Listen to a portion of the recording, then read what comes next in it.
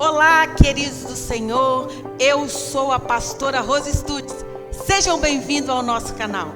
Creia, o Senhor tem uma palavra de vitória para a sua vida. Se inscreva em nosso canal, curta, comente e compartilhe. E agora fique com a palavra de vitória com o nosso amado pastor Jorge Stutz.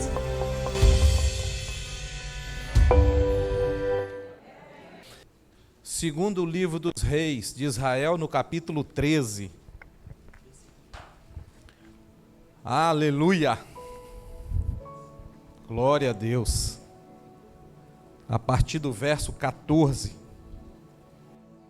Então vamos ler então.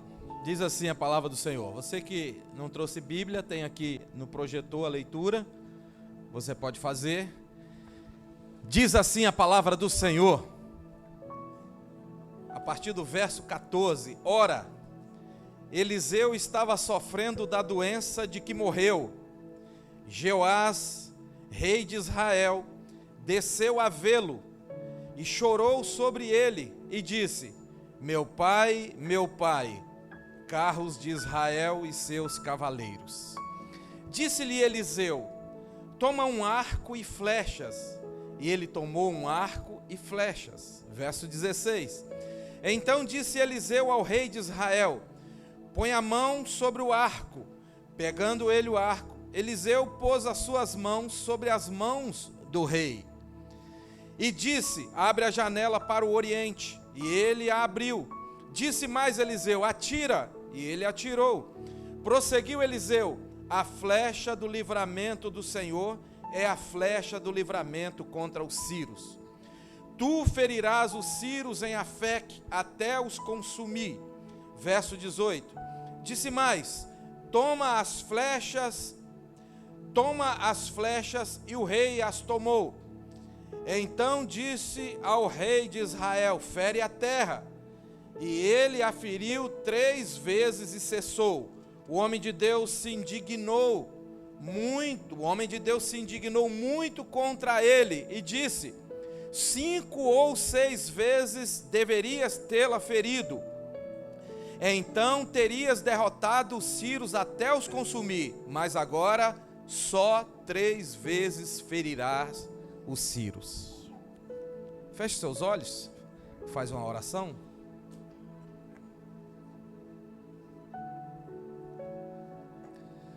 Pai, graças te dou pela leitura da tua palavra. Muito obrigado, Jesus, pela tua presença, Espírito Santo.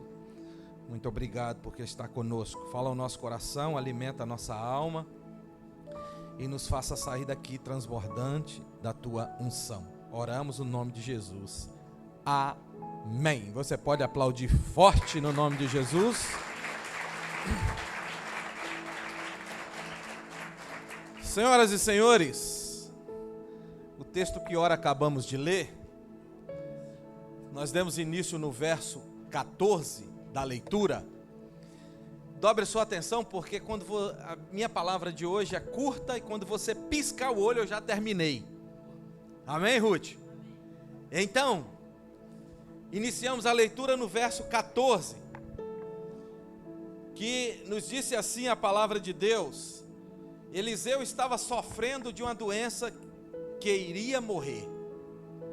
Você sabe muito bem quem foi o profeta Eliseu, porque você é um leitor assíduo da Bíblia. Você é um conhecedor tremendo das Escrituras Sagradas. Então eu sei que você já fez uma análise na vida de Eliseu. E você sabe muito bem que Eliseu, ele foi conhecido como o profeta que chorava. Um tanto quanto zangado, porque um dia, certa feita, alguns adolescentes jovens o chamou de careca. E ele, muito irado, lançou uma palavra dura. Aleluia. E você já sabe o que deu. Sabe ou não sabe? Então não preciso falar. Mas enfim, conhecemos o profeta Eliseu. A história do profeta Eliseu é tão tremenda, tão sobrenatural, que diz a Bíblia que após a morte de Eliseu, foi sepultado Eliseu. Pois a Bíblia diz que certa feita, os homens traçando ou se matando em guerra, foram enterrar um homem justamente onde estava enterrado o corpo de Eliseu. Sabe o que aconteceu? Quando lançaram o homem na cova de Eliseu, o corpo do homem morto tocou nos ossos de Eliseu, e o que aconteceu? Ele ressuscitou. Os ossos de Eliseu, ao ser tocado pelo corpo morto, o homem ressuscitou. O que a gente aprende aqui, Denner? Que a unção de Deus era tanta na vida de Eliseu. Lembra que ele pediu a porção dobrada do Espírito? Quando Elias foi levado por Deus, e Eliseu fez um pedido, pedindo porção dobrada do Espírito, pois a unção de Deus veio de maneira tão pesada sobre a vida de Eliseu, que os ossos de Eliseu ressuscitou um homem. O que nós aprendemos com isso? É que a unção de Deus estava até no tutano de Eliseu, nos ossos de Eliseu. Ele foi tão encharcado desta unção. Eu quero.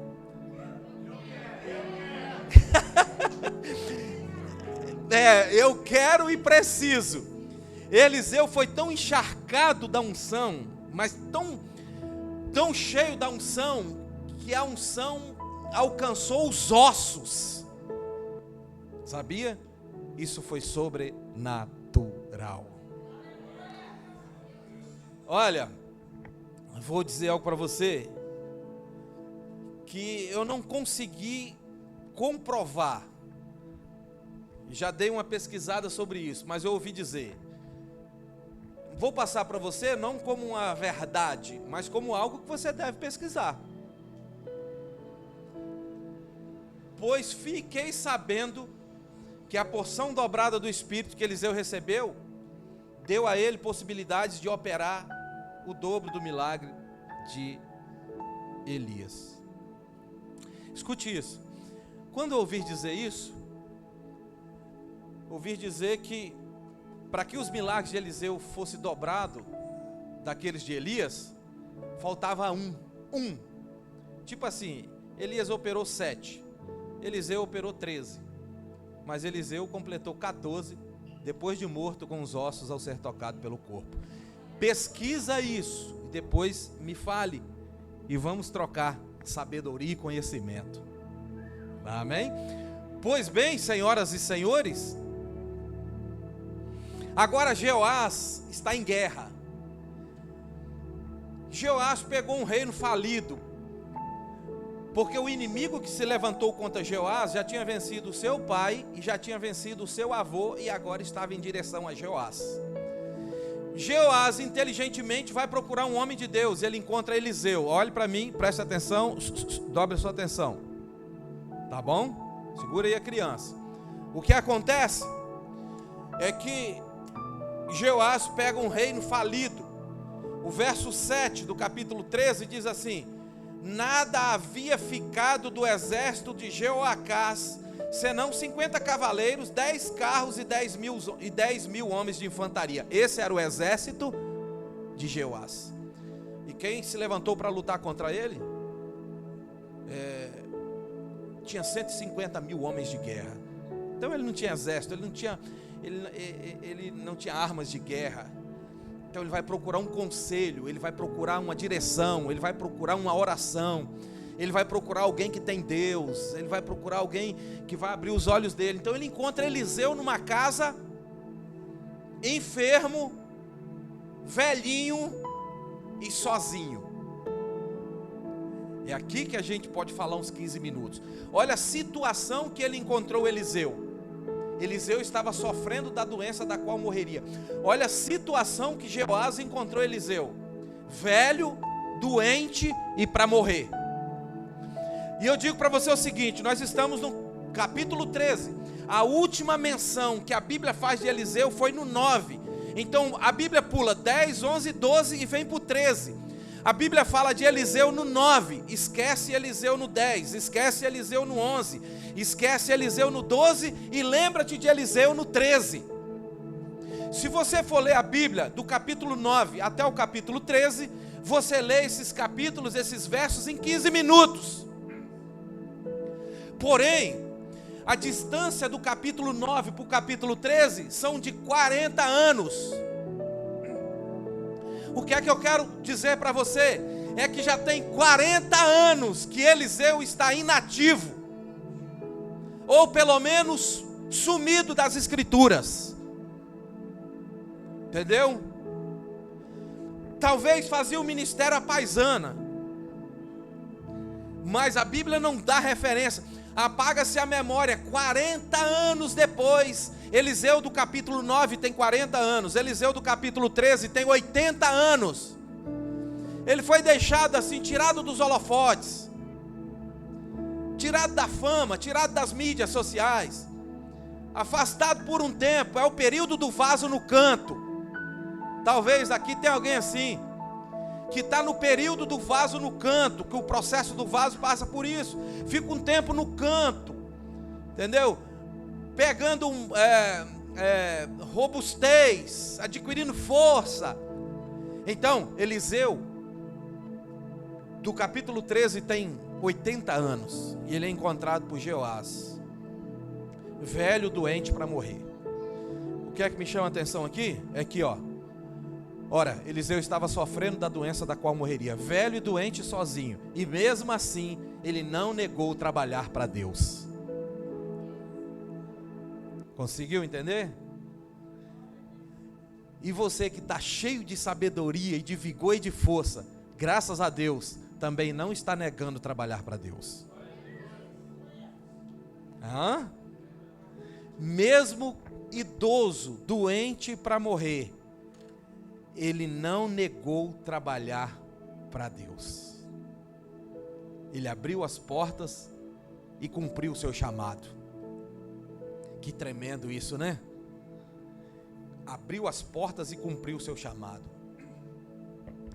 E a Bíblia diz, está aqui, então Jeoás, rei de Israel, foi visitá-lo, e curvado sobre ele, chorou, gritando: meu pai, carros de Israel e seus cavaleiros.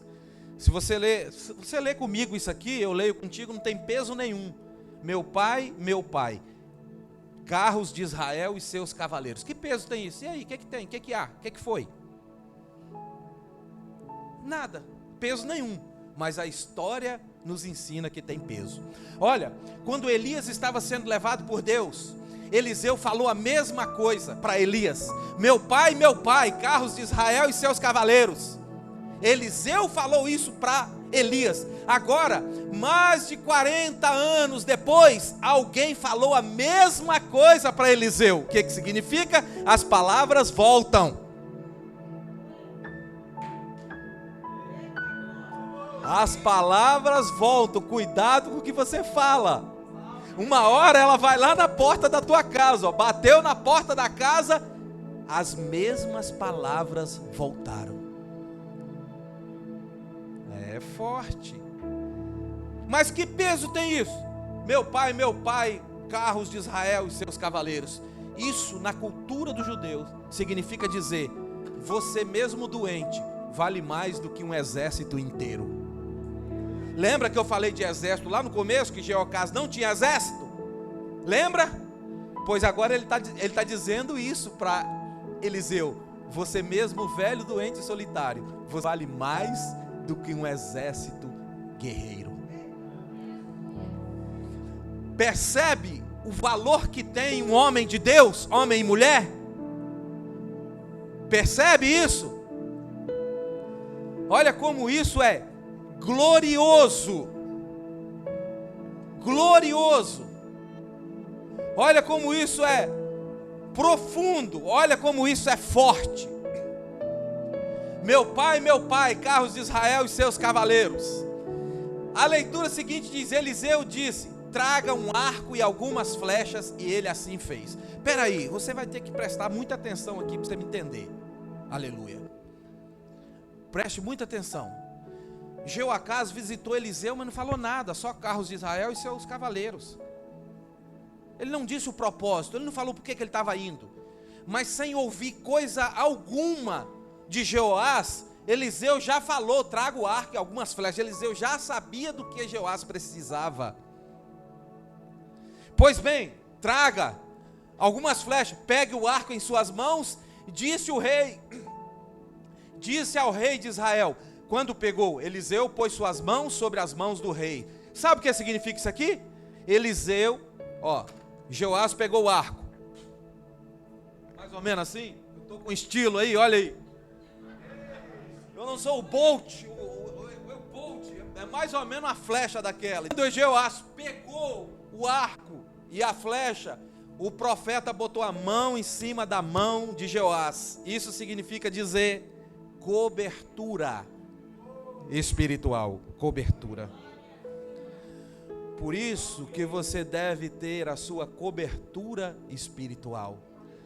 Alguém que, dirigido por Deus, faça assim sobre a tua vida. Eu te abençoo no nome de Jesus. Se é para Deus, aplauda forte.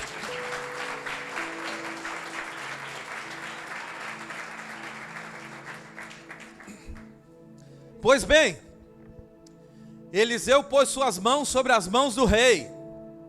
E lhe disse: abra a janela que dá para o leste e atire. Perceba comigo uma coisa, Jefferson. Isso é detalhe. Uma vírgula na Bíblia é uma pregação. Entendeu? Você pode pegar um texto bíblico ali, usar uma vírgula ali e pregar 2 horas. Olha o que está acontecendo aqui. Olha a direção de Eliseu. Abra a janela que dá para o leste e atire. Você já viu alguém atirar pela janela? Por que ele não falou abre a porta? E vai lá fora e atira. Você não acha isso estranho? Sabe por quê? Porque Eliseu, ele também é conhecido como o profeta da porta fechada. Que misericórdia. Sabe por quê? Ele encontrou uma viúva faminta, quase morrendo, porque só tinha um pouquinho de azeite e de farinha. E depois que Eliseu conversou com a viúva, o que é que Eliseu falou para a viúva? Pegue vasilha, entra para o seu quarto e fecha a porta. Olha o que é que ele falou para a viúva: fecha a porta. Ele encontrou também uma mulher desesperada, porque o filho aos 8 anos de idade morreu, estava plantando com o pai na cega. A história diz que o menino começou a ter dor de cabeça e morreu, o filho da sunamita. Eliseu pegou o menino e disse para ela o seguinte: pega o menino, entra para o quarto e fecha a porta. Então ele gostava de porta fechada. Aqui ele não mexe com porta, ele vai e manda tirar pela janela, porque tem um mistério na janela. Para você aí que é mantenedor da casa de Deus, que é dizimista fiel, escute isso. Malaquias 3,10 diz o quê? Trazei todos os dízimos à casa do tesouro e fazei prova de mim. Se eu não vos abrir as janelas do céu, janelas, você não acha esquisito isso não? Deus não podia falar: se eu não vos abrir as portas do céu, uma janela. Por que janela? Eu vou te ensinar, seu bobo. Presta atenção. Presta atenção. Você que já mudou sabe que os móveis maiores, em muitas situações, só saem pela janela. Isso é coisa grande, móveis grandes. Você está pegando aí?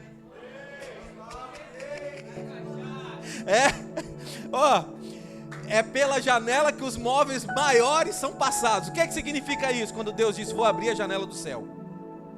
O que é que significa isso quando Eliseu está dizendo: abra a janela e atire? O que significa Malaquias 3,10 quando diz: vou derramar sobre vós uma bênção tal, e essa bênção será pela janela? É pela janela que saem as maiores bênçãos de Deus. É isso que eu quero profetizar na tua vida. É isso que eu quero profetizar para você. Vai dizer que você nunca passou um móvel grande pela janela. Na janela é que vem coisas maiores para a tua vida, e eu profetizo isso em nome de Jesus. Amém, amém e amém. Pois bem, abra a janela e atire. E assim foi feito. Eliseu declarou: esta é a flecha da vitória do Senhor, a flecha da vitória sobre o sírio. Você destruirá totalmente os arameus em Afec. Prossegue. Em seguida Eliseu mandou o rei pegar as flechas e golpear o chão. Ele golpeou o chão 3 vezes e parou. O homem de Deus ficou irado com ele e disse: você deveria ter golpeado o chão 5 ou 6 vezes. Assim iria derrotar a Síria e destruiria completamente. Mas agora você a vencerá somente 3 vezes. E aí eu encerro com 15 minutos aqui dentro, para te dizer uma coisa, ó. O homem de Deus ficou irado. Volta um pouquinho. Eliseu mandou. Em seguida Eliseu mandou o rei. Não, mas você voltou muito. O homem de Deus ficou irado. Eu vou aqui na palavra, na minha versão, diz assim. Aleluia. Olha como a gente aprende aqui. No verso 17, aleluia, diz assim, verso 18, diz assim, ele feriu 3 vezes e parou. Verso 18, o homem de Deus se indignou. Verso 18, ele feriu 3 vezes a terra e parou. O homem de Deus se indignou, dizendo, você deveria ter ferido 6, mas como você feriu só 3, você só vencerá também 3 vezes. O que a gente aprende aqui? Um pouquinho mais à frente a isso. O homem de Deus ficou irado. Você deveria ter golpeado o chão 5 ou 6 vezes.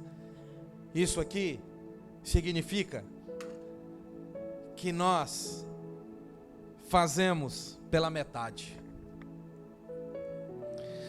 Era para fazer 6, ele fez 3. Faz a obra pela metade. Faz a obra com preguiça. Faz com desânimo. Era para fazer 6, ele fez 3. Quantas vezes nós servimos a Deus com a metade do nosso potencial? Nós podemos fazer muito mais. Por que é que ele não fez muito mais? Talvez não deu crédito à palavra do coroa. O coroa sabe o que está falando.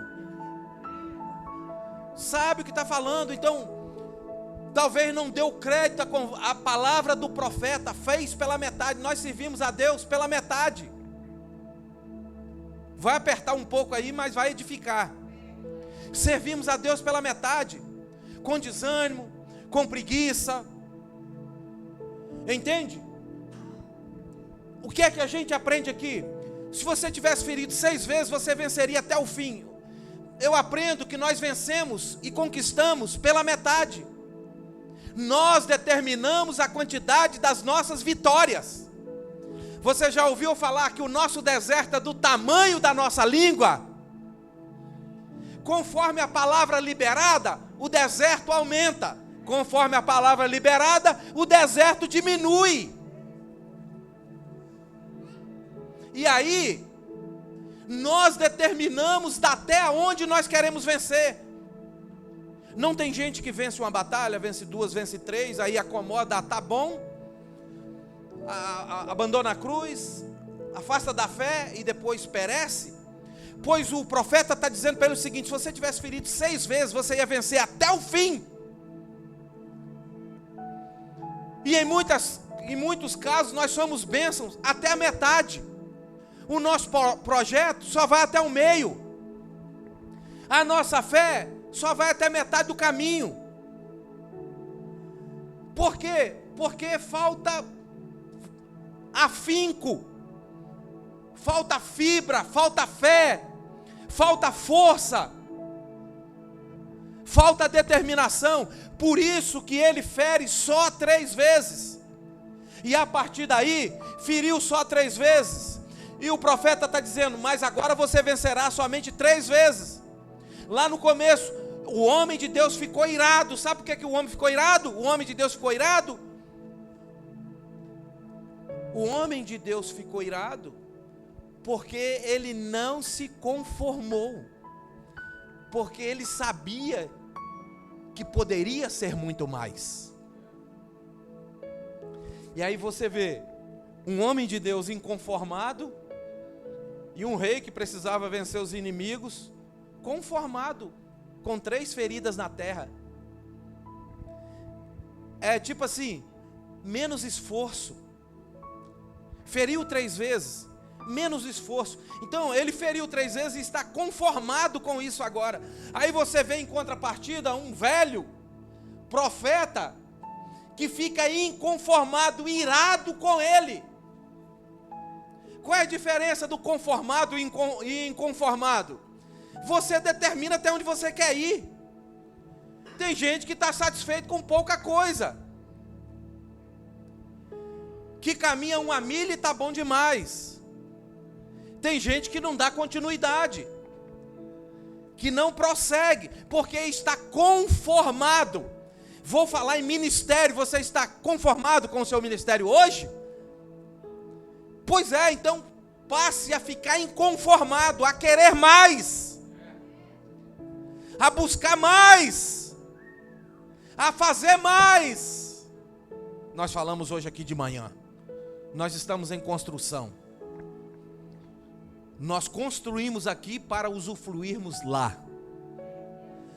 No plano espiritual você constrói aqui, usufrui lá. No físico você constrói aqui, usufrui aqui e acaba por aqui. Mas lá é eterno. Lá é eterno. Olha, a partir desse verso, tem mais um pouco à frente aí, consegue botar aí, Felipe? Então Eliseu morreu e foi sepultado. Ele ficou tão inconformado, tão irado, que era o que ele precisava para morrer. Que era o que ele precisava para morrer. Porque não é o caso de vocês não, mas tem discípulo que nos faz ter vontade de morrer. Graças a Deus que aqui não tem isso. Aqui não tem. Vocês são as 99 ovelhas que ficaram no aprisco. Vocês não são aquela que deu trabalho para o pastor, suou, vai pelas montanhas, procura, vamos embora, teimoso. Ele disse, não vou, vem, não vou. Você acha por que a Bíblia diz que o pastor botou nos ombros? Você acha que é por quê? Botou nos ombros porque ele estava fazendo pirraça. Não quero, não vou. Então botou nos ombros. Então você não é essa ovelha, você é as 99 que faz festa, que não sai do aprisco, que está satisfeito com Deus, que está satisfeito com a grama, com os pastos verdejantes. Então, a partir disso, Eliseu ficou tão irado que morreu. Tipo assim, ensinando a vida toda, né? Você que tem filho sabe, você fala uma vez, 2, 3, 4, 5. Na próxima você já faz o quê? Você vai... Entendeu? É mais ou menos isso. Então, o profeta já cansado de ensinar, e Jeoás com a oportunidade de vencer todos os inimigos, com a unção liberada para ele, de frente com a bênção, na porta do gol. Entende? É só agir corretamente. É oportunidade que Deus está dando para ele, e às vezes nos dá e nós jogamos fora, porque o nosso entendimento é curto, a nossa visão é pouca. Ele está diante do profeta com a oportunidade de vencer todos os seus opositores, todos os seus inimigos, e agora está com preguiça. Fere a terra, ele vai 3 vezes com preguiça e desânimo. Você vai ser abençoado pela metade. Se você fizesse 6 vezes, você seria completamente abençoado. Será que isso tem alguma coisa a ver conosco? Por que a gente vence um mês, o outro mês a gente está aos frangalhos? Por quê? A quantidade de vitória na nossa vida nós determinamos. Entende? Se ele ferisse 2, era 2. Se ele ferisse 4, era 4. Se ele ferisse 6, vencia todos os inimigos. Ele usa daquilo que ele tem pela metade e não consegue sobrepor até o fim. Por que ora nós ganhamos, ora nós perdemos? E fica aquilo. Por que nós, com inteligência, não usamos a nossa fala, as nossas palavras. Como nós dissemos, a palavra voltou. A palavra tem o efeito bumerangue. Você fala, ela volta. É igual a semente. Quando você semeia na vida de alguém, creia, no tempo oportuno, volta. Volta até você. Sabe, então, nós determinamos. Porque um mês você está cheio de alegria e de unção de Deus, outro mês você está para baixo. Você não consegue a ponta do equilíbrio em andar de contínuo. Tem que observar e verificar isso aí. Obra feita pela metade. Foi feito pela metade. O homem irado porque ficou inconformado, porque sabia que Deus queria dar mais. Queria fazer mais. Que Deus faria mais. Mas eu tenho a chave. Eu abro quando eu quero. Eu tenho controle, eu sou abençoado até onde quero. Por que tem pessoas que estão caminhando direitinho, firminho em Cristo, e está com a vida abençoada, e depois lá fora abandona? E procura luta, procura guerra, procura crise. Então a gente pegar a ponta da linha e andar certinho, embora tenhamos tantas dificuldades, tantos defeitos. Você é chamado para lançar suas flechas, para vencer seus inimigos, para vencer suas guerras. Para isso nós somos chamados, os guerreiros de Deus. Você é também uma flecha polida na mão de Deus. E Deus é que está com o arco na mão. E o arco é sua vida. E você está dizendo, minha vida só vai para trás. É porque Ele está puxando a flecha para trás. Mas quando Ele soltar, mais para trás você for. Quando Ele soltar, mais para frente você vai. Não tem gente dizendo, minha vida só vai para trás. Porque você é uma flecha. Deus está puxando para trás. Está puxando para trás, está puxando para trás. Você está dizendo, minha vida só vai para trás. É a mão do bondoso Deus que está puxando para trás. Mas quando Ele soltar... Quando Ele soltar, você vai longe. E quanto ao alvo, não se preocupe, Ele não erra o alvo. Se é para Deus, aplauda forte. Se é para Deus, aplauda mais forte.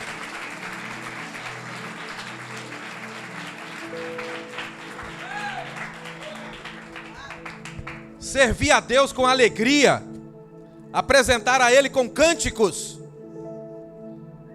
Sabe? Você foi chamado para lançar flechas. Se o braço cansar, não tem problema, você é um guerreiro de Deus. Você foi escolhido na fileira dos guerreiros, dos vencedores. Por isso você tem que se colocar de pé e não se contentar pela metade, não se conformar.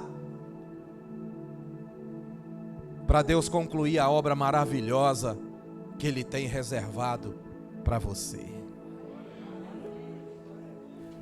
Você que tem fé. Isso é para quem entende de reino espiritual, de visão espiritual e de fé. Você que tem fé. Comece a lançar suas flechas lá nas suas guerras, nos seus problemas. E pela fé, o próprio Deus vencerá suas batalhas. Aleluia. Nós falamos que Ele não erra o alvo. O que não pode acontecer é você fazer. Tem que ser completo. Tem que ser perfeito. Tem que ser 100%. Pois não tem como agradar a dois senhores. Pois você há de agradar um e aborrecer o outro. Mas Ele nos chama então para lançarmos as nossas flechas, para vencermos as nossas guerras. Não apenas usar metade do nosso dom, a metade do nosso talento, a metade da nossa força. Uma aljava cabe 30 flechas. Ele lançou 3. Ele usou 10% do potencial. 10% do potencial. E eu e você, que daremos ao Senhor por todos os benefícios que Ele tem nos feito?